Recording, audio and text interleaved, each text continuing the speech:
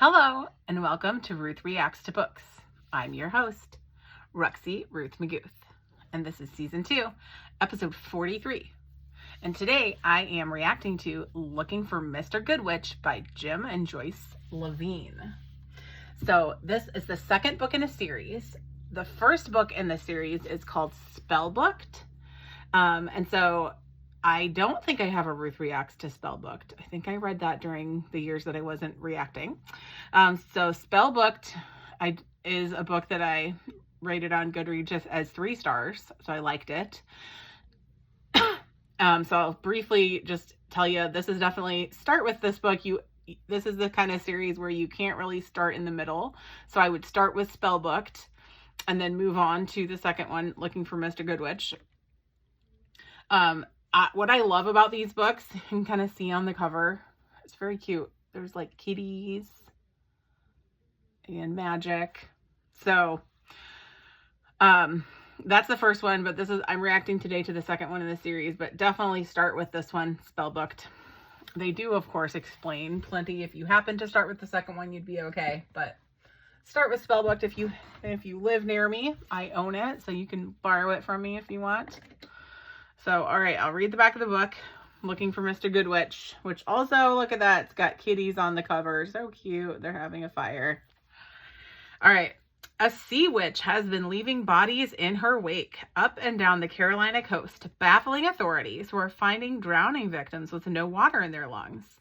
The finicky female will continue to kill young male witches until she finds her perfect man, the one who survives her mating ritual, so she can live for another 100 years. And now Coven hopeful Brian Fuller is about to be ensnared in her net. Retired witches Molly and Elsie, along with the ghost of Olivia and her daughter Dorothy, all need all the help they can get to stop the sea witch. Aided by a Selkie and a cream puff craving mermaid, they are determined to keep Brian out of the murky clutches. But are they all about to get in over their heads? Da da da. So I gave this book 3.75 stars, which means I really liked it. I almost gave it 4, which would have meant I really, really liked it. But so 3.75, right in between liking it and really liking it. But, which is pretty good. You know, I gave the other one, the first book, 3 stars. So it's getting better as the series goes on. What did I like about it? Well, so I would say like the genre of these books is kind of goofy comedy mystery horror. We've got like a witch, we've got witches and ghosts and kind of this book, we've got kind of some interesting, I don't know, ghost-ish horror type creatures, but it's all with kind of a funny sort of comical take to it. I don't know. And it's certainly not Stephen King type horror in any way. The characters are fun. You kind of get to know them certainly much better in this book than we did in the last book. There's a lot more world building that goes on. You get to know more about like the rules of how things work in this world. There are some new characters, and then we're also definitely building upon some old characters and getting to understand a lot more. And this plot I thought was super good. The plot about this witch that they're kind of trying to find, the sea witch, and how it builds into what's happening in the rest of the book.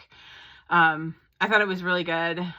It really came to life in my mind. Like I was kind of picturing different actors that I thought would play the different people in the book, and it's funny, like, right, the cream puff loving mermaid, and they just, I don't know, just interesting pieces and parts. And I figured out some things. Like, it wasn't hard to really figure out, I feel like, the pieces. So there weren't a lot of surprises, I didn't think, but so it wasn't like really clever in that way, although a little bit. One of the really fun things that didn't talk about on the back, but I don't think this isn't a spoiler in any way, because this is like a little piece that's fun. In this world, their familiars are their cats. That's why there's so many cats all over the covers. And the cats are like people from other, like, have been people from other lives. So like ancient people from other times. So they have So they'll spend all this time talking to their cats about like their ancient lives from Mesopotamia or something. So it's kind of fun and just a delight, I would say. The only things I didn't like, it's slightly silly. It's kind of a bit two-dimensional at times. I kind of call this like white bread fiction. So you can kind of yum it up and it's just like easily digestible, right? So there's nothing really wrong with it, but it's not really like a literary marvel or anything like that. And I don't think that they intended it to be. It's just a delightful little book. So for the food that goes along with this book, there is a part where they're going around and visiting some people looking for the sea witch.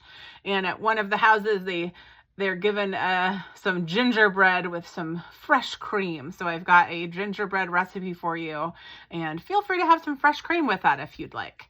And then for my nails, this is called Long Time No See, spelled S-E-A, like the sea. And I really love it. It's actually a retired shade from Colorstreet, but I have many, many, many different Colorstreet shades.